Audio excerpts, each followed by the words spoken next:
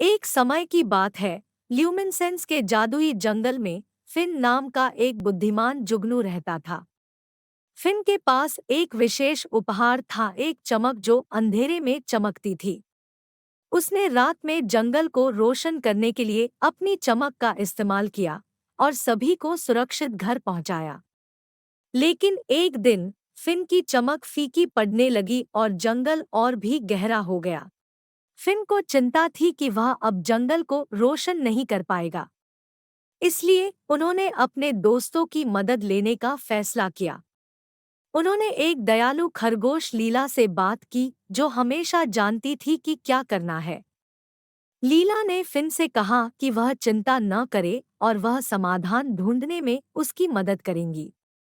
Fin और लीला एक साथ जंगल के सबसे बूढ़े और बुद्धिमान जुगनू वाइस जुगनू को खोजने की यात्रा पर निकले।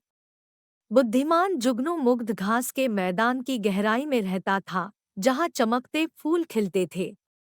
उन्होंने लंबी घास के बीच से यात्रा की, एक चमचमाती धारा को पार किया और काई से ढकी पहाड़ी पर चढ़े जब तक कि वे मंत्रमुग्ध घास के मैदान तक नहीं पहुंच गए।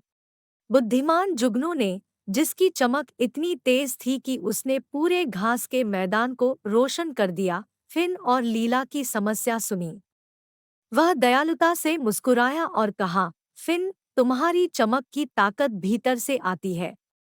अपनी रोशनी बहाल करने के लिए आपको दूसरों को खुश करने में खुशी ढूंढनी होगी। फिन और लीला ने समझदार जुगनू की बातों को दिल से लगा लिया। वे अपने दोस्तों की मदद करके, हंसी मजाक करके और गर्मजोशी से गले मिलकर खुशियां और दयालुता फैलाते हैं। धीरे धीरे फिन की चमक और अधिक तीव्र होने लगी।